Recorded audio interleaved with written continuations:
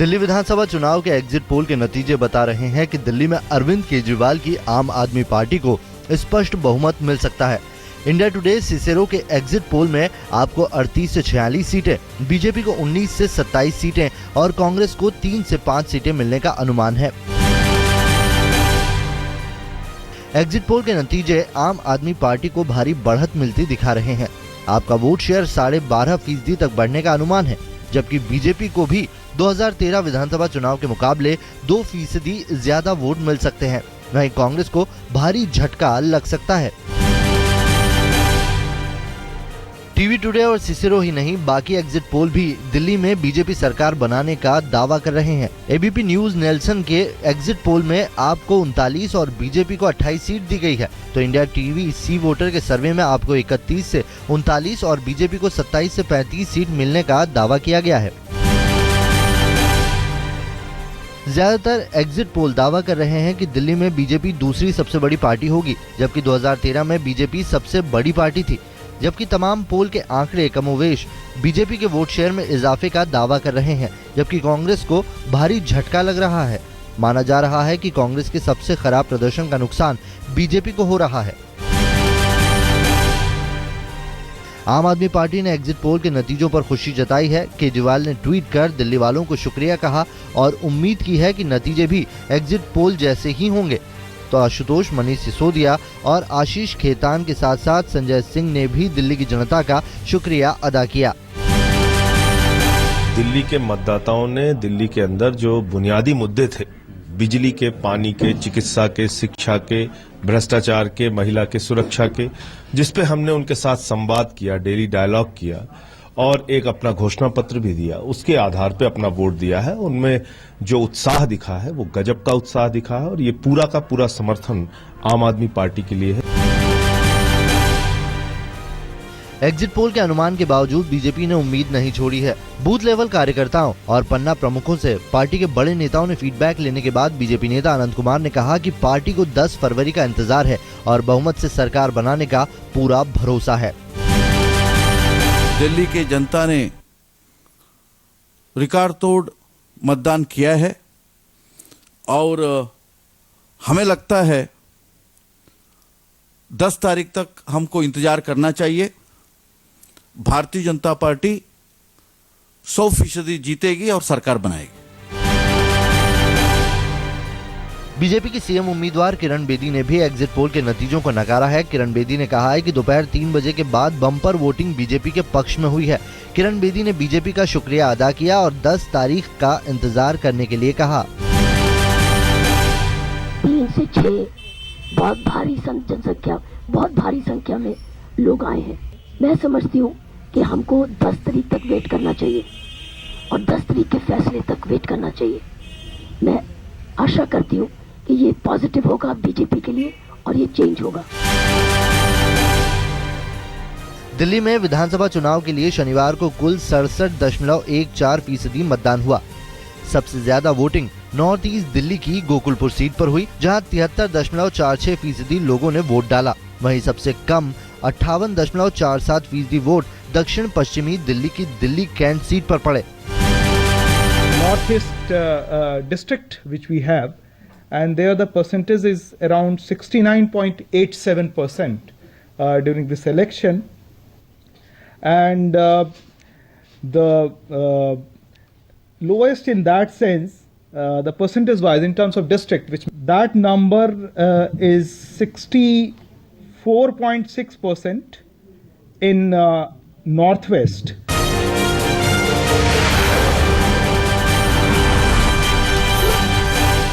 बिहार में राजनीति शनिवार को उस वक्त गर्मा गई जब जेडीयू की विधायक दल की बैठक में नीतीश कुमार को नेता चुन लिया गया। बैठक में मांझी समेत कई विधायक नहीं पहुंचे थे। वहीं मांझी ने कड़े तेवर अख्तियार करते हुए सीएम पद न छोड़ने के संकेत दे दिए। बिहार के राज्यपाल केसरीनाथ त्रिपाठी हाई प्रोफाइल सियासी ड्रामे के बाद आज शाम पटना पहुंचेंगे। बिहार के मुख्यमंत्री जीतन राम मांझी दिल्ली में है। बीती शाम मांझी दिल्ली पहुंच गए। मांझी नीति आयोग की बैठक में हिस्सा लेने वाले हैं। सूत्रों के मुताबिक मांझी ने प्रधानमंत्री नरेंद्र मोदी से अलग से मिलने के लिए वक्त मांगा है। हालांकि अभी तक पीएम ने मांझी को मिलने का वक्त नहीं दिया है। सीएम जीतन राम मांझी ने दिल्ली पहुंचने के बाद आज तक से एक्सक्लूसिव बातचीत में जेडीयू विधायकों की बैठक को पूरी तरह से अवैध करार दिया। वहीं ये भी कहा कि नीतीश कुमार ने एक महादलित को मुख्यमंत्री बनाने के बाद पद से हटाकर महादलितों का अपमान किया है। जिस तरीके से नीतीश कुमार ने पहले एक महादलित को मुख्यमंत्री बनाया और उसके बाद आपको हटाने की कार्रवाई हुई, इसको किस तरीके से देखते हैं? यही चेहरा तो सामने आ गया कि क्या महादलित के प्रति उनका क्या प्यार है। सीएम जीतन राम मांझी के साथ जेडीयू विधायक ज्ञानेंद्र सिंह ज्ञानू भी दिल्ली पहुंचे हैं। दिल्ली पहुंचने के बाद आज तक से बातचीत में ज्ञानेंद्र सिंह ज्ञानू ने न केवल नीतीश खेमे पर हमला बोला बल्कि मांझी सरकार को समर्थन का भी दावा किया। अजीत जी के साथ हम लोग दिल्ली अपना आए हैं, अब साथ में मिलना, गपशप करना, बहुत सारा स्ट्रेटजी है आगे का। वो स्ट्रेटजी वगैरह भी आगे का कैसे करना है, क्या करना है, वो भी तय करना है। इससे पहले पटना में जेडीयू अध्यक्ष शरद यादव ने विधायकों की बैठक बुलाई थी, जिसमें नीतीश कुमार के खेमे के विधायक और मंत्री शामिल हुए। बैठक मांझी पर फैसला लेने के लिए बुलाई गई थी। बैठक में सीएम के पद से मांझी को हटाने और नीतीश कुमार को विधायक दल का नेता चुने जाने का फैसला हुआ। विधायक दल का नेता चुने जाने के बाद नीतीश कुमार ने कहा कि केवल सोशल इंजीनियरिंग से ही काम नहीं चलेगा बल्कि सुशासन भी जरूरी है। नीतीश ने यह भी कहा कि मांझी को समझाने की कई बार कोशिश की गई, लेकिन तमाम कोशिशों के बावजूद वो विधायक दल की बैठक में नहीं आए। अगर चुनाव के लिए सोशल इंजीनियरिंग का महत्व है तो हमारा यूएसपी, हमारी खासियत रही है गवर्नेंस, सुशासन। अगर सुशासन का असर समाप्त हो जाता है तो फिर आज के राजनीतिक दौर में ये अकेले सोशल इंजीनियरिंग कोई काम नहीं करेगा। जहां नीतीश समर्थक विधायकों की बैठक चल रही थी, वहीं मांझी ने कैबिनेट की बैठक बुलाई थी। कैबिनेट की बैठक में जीतन राम मांझी ने बतौर सीएम विधानसभा भंग करने की सिफारिश को मंजूरी दे दी। नीतीश के समर्थक 15 मंत्रियों को कैबिनेट से हटा दिया और जवाब में नीतीश कैंप के 20 मंत्रियों ने इस्तीफा दे दिया। जीतन राम मांझी ने बिहार के राज्यपाल केसरीनाथ त्रिपाठी को चिट्ठी लिखकर कहा है कि शरद यादव की अध्यक्षता में हुई जेडीयू की बैठक के प्रस्ताव न माने जाएं, क्योंकि वो बैठक वैध नहीं है। संविधान के मुताबिक विधायक दल की बैठक बुलाने का हक केवल सीएम को है। मांझी पर मची रार के बीच जेडीयू में बंटवारे की सूरत भी बनती दिखने लगी है। जीतन राम मांझी और उनके समर्थक मांझी के सीएम बने रहने की जिद पर अड़े हैं। दिन भर चले सियासी ड्रामे के बीच बिहार सरकार में मंत्री नरेंद्र सिंह ने कहा कि अगर सरकार चलाने के लिए उन्हें बीजेपी से समर्थन की जरूरत पड़ी तो भी वो गुरेज नहीं करेंगे। सभी सवर्ण जातियों में भी लोग हैं, पिछड़ी जातियों में भी हैं, दलित में भी हैं, महादलित में भी हैं। इसलिए मिला जुला के असली जनता दल हम हैं। ये अगर परिस्थिति बनी हमको समर्थन लेना पड़ेगा तो गठबंधन भी हो। मांझी खेमे के कड़े रुख के बाद अब बिहार में निगाहें राज्यपाल केसरीनाथ त्रिपाठी पर टिकी हैं। राज्यपाल को एक तरफ जहां पर जेडीयू अध्यक्ष की तरफ से विधायक दल की बैठक की नीतीश को सीएम बनाने की सिफारिश भेजी गई है, वहीं विधायक दल की बैठक को अवैध कहने वाली चिट्ठी सीएम मांझी ने भेजी है। राज्यपाल ने कहा है कि समुचित फैसला लिया जाएगा। I have received and I have taken action. What action you will come to know through my office. Manjhi को सीएम पद से हटाने की कोशिशों का गुस्सा बिहार और दलित महादलित वर्ग के लोगों में भी दिख रहा है। मोतिहारी में लोगों ने सड़क पर उतरकर कोहराम मचाने में कोई कसर नहीं छोड़ी। नीतीश के विरोध में नारेबाजी और मशाल जुलूस के अलावा आगजनी भी की गई, जिससे घंटों ट्रैफिक ठप रहा। बिहार में जेडीयू खेमे में हो रही सियासी रस्साकशी पर बीजेपी भी नजरें गड़ाए बैठी है। सूत्रों की माने तो बीजेपी कोर ग्रुप ने फिलहाल मामले पर खामोश रहने का फैसला लिया है। पीएम मोदी ने राजनाथ और अमित शाह समेत पार्टी के तमाम बड़े नेताओं के साथ बैठक कर बिहार के सियासी हालात की जानकारी ली। बिहार के सियासी ड्रामे के बाद सुशील मोदी को फौरन दिल्ली बुला लिया गया। गृह मंत्री राजनाथ सिंह के घर बिहार बीजेपी से सुशील मोदी, नंदकिशोर यादव, राधा मोहन सिंह, धर्मेंद्र प्रधान और भूपेंद्र यादव समेत कई नेताओं को बुलाकर बैठक की गई और स्थानीय नेताओं से हालात पर राय मांगी गई।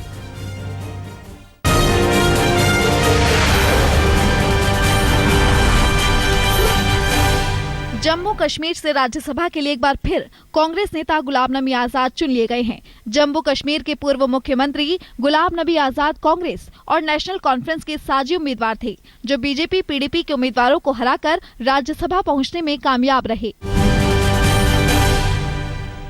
शनिवार को जम्मू कश्मीर की कुल 4 राज्यसभा सीटों के लिए वोट डाले गए, जिनमें से 1 पर कांग्रेस, 2 पर पीडीपी और 1 सीट पर बीजेपी ने जीत हासिल की है।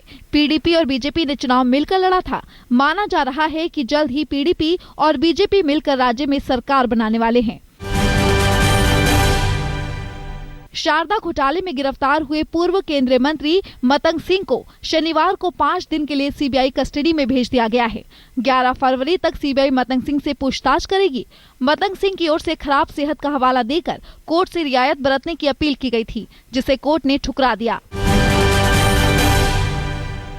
इलाहाबाद में शनिवार को वीएचपी ने विराट हिंदू सम्मेलन किया, जिसमें एक बार फिर मंदिर मुद्दे पर बात हुई। वीएचपी अध्यक्ष अशोक सिंघल ने केवल अयोध्या नहीं बल्कि 3 मंदिरों की बात की। अशोक सिंघल ने कहा कि हमें 3 मंदिर चाहिए, जिनमें अयोध्या का राम मंदिर, काशी का भव्य विश्वनाथ मंदिर और मथुरा के श्री कृष्ण के मंदिर का निर्माण हो। हाँ, भगवान का अवतरण हुआ है, उस स्थान को हम बदल नहीं सकते। इसलिए राम जन्मभूमि, कृष्ण जन्मभूमि और काशी विश्वनाथ ये स्थान मुक्त होने चाहिए। दिल्ली पुलिस अब शशि थरूर से जल्द ही दोबारा पूछताछ करेगी। शुक्रवार को सुनंदा के दूसरे पति सुजीत मेनन के बेटे शिव मेनन से पूछताछ के बाद पुलिस कमिश्नर ने भी कहा था कि पुलिस थरूर से दोबारा पूछताछ करेगी। शशि थरूर ने सुनंदा मर्डर के बाद पुलिस को अपना बयान दिया था और एसआईटी जांच शुरू होने के बाद भी पुलिस एक बार उनसे लंबी पूछताछ कर चुकी है। पुणे में आज से एनसीपी की अहम बैठक शुरू होगी, जो 2 दिन तक चलेगी। बैठक में एनसीपी के तमाम बड़े नेता शामिल होंगे। बैठक को एनसीपी अध्यक्ष शरद पवार और पार्टी के नेता अजित पवार संबोधित करेंगे। बैठक का मकसद पार्टी की रणनीति को कार्यकर्ताओं से साझा करना और कार्यकर्ताओं का मनोबल बढ़ाना होगा। मौसम विभाग ने भविष्यवाणी की है कि एक बार फिर मौसम करवट ले सकता है। अनुमान है कि आज कश्मीर में भारी बर्फबारी होगी, जिसके चलते घाटी में जनजीवन प्रभावित हो सकता है। वहीं पहाड़ों में होने वाली इस बर्फबारी से उत्तर भारत के बाकी हिस्सों में भी तापमान नीचे गिर सकता है। टीम इंडिया के कप्तान महेंद्र सिंह धोनी के घर लक्ष्मी रतन आने की खुशी खास तौर पर झारखंड के लोगों में है। रांची में धोनी फैंस क्लब के सदस्यों ने ढोल नगाड़े बजाकर अल्बर्ट ईका चौक पर जश्न मनाया और मिठाइयां बांटी। माही की पत्नी साक्षी ने शुक्रवार को गुड़गांव के मेदांता अस्पताल में बेटी को जन्म दिया था। दिल्ली के नेहरू विहार में एक बुजुर्ग महिला की गोली लगने से मौत हो गई। वारदात के समय महिला अपने घर की बैल्कनी में मौजूद थी, लेकिन सिर में गोली लगने से वो नीचे जमीन पर आ गिरी। महिला की मौके पर ही मौत हो गई। फायरिंग अज्ञात बदमाशों ने की थी। फिलहाल पुलिस मामले की जांच में जुट गई है। रोहतक में महिला की बलात्कार के बाद हत्या मामले में अब तक किसी की गिरफ्तारी नहीं होने के खिलाफ लोगों ने कैंडल मार्च निकाला। युवती नेपाल की रहने वाली थी, जिसका शव 4 फरवरी को रोहतक के बहु अकबरपुर गांव के खेतों में मिला था। न्याय के लिए नेपाली समाज और सामाजिक संगठनों के प्रतिनिधियों ने मार्च निकाला और बाद में शहर के एसपी से मुलाकात की। रेसलर और बिग बॉस प्रतियोगी संग्राम सिंह ने भी रोहतक में मृत महिला को न्याय दिलाने के लिए कैंडल मार्च में हिस्सा लिया। हरियाणा महिला आयोग की टीम भी रोहतक पहुंची और पीड़ित परिवार से मुलाकात की। रोहतक के सांसद दीपेंद्र हुड्डा भी परिजनों से मिले और उन्हें जल्द न्याय दिलाने का भरोसा दिया। लखनऊ में हुई गौरी श्रीवास्तव की हत्या मामले में एक नया सीसीटीवी फुटेज सामने आया है। इस फुटेज में साफ दिखाई दे रहा है कि गौरी किसी युवक के साथ उसकी बाइक पर बैठकर जा रही है, लेकिन इसके बाद से गौरी का कुछ पता नहीं चला था। घटना के 7 दिन बीत जाने के बाद भी लखनऊ पुलिस के हाथ खाली हैं। अब इस मामले की जांच यूपी एसटीएफ यानी कि स्पेशल टास्क फोर्स को सौंपी गई है। पश्चिम बंगाल के साउथ 24 परगना में एक नाबालिग से रेप का मामला सामने आया है। पीड़ित छात्रा 8वीं में पढ़ती है। वारदात 27 और 28 जनवरी की है। 3 में से 2 आरोपियों को रेप के जुर्म में गिरफ्तार किया गया है। आरोपियों ने अपने गुनाह को मोबाइल में कैद किया था और पीड़ित को ब्लैकमेल कर रहे थे। पश्चिम बंगाल के दुर्गापुर सब डिवीजन के कोलमंडगा जंगल का सीआईडी टीम के 5 सदस्यों ने दौरा किया। सीआईडी की टीम एक मामले की जांच में वहां पहुंची, जिसमें एक बीरभूम पुलिस पर एक महिला को प्रताड़ित करने का आरोप भी शामिल है। पीड़ित महिला बीजेपी कार्यकर्ता की रिश्तेदार बताई जा रही है। घटना 17 जनवरी की है। पीड़ित महिला ने मामले की सीबीआई जांच की मांग की है। दिल्ली से सटे गाजियाबाद के लिंक रोड थाना क्षेत्र के महाराजपुर में पैसिफिक मॉल के पास पुलिस और बदमाशों के बीच मुठभेड़ हुई। एक बदमाश पकड़ा गया, जबकि बाकी 2 बदमाश गोली चलाते हुए फरार हो गए। बदमाश एक ऑल्टो कार में सवार थे।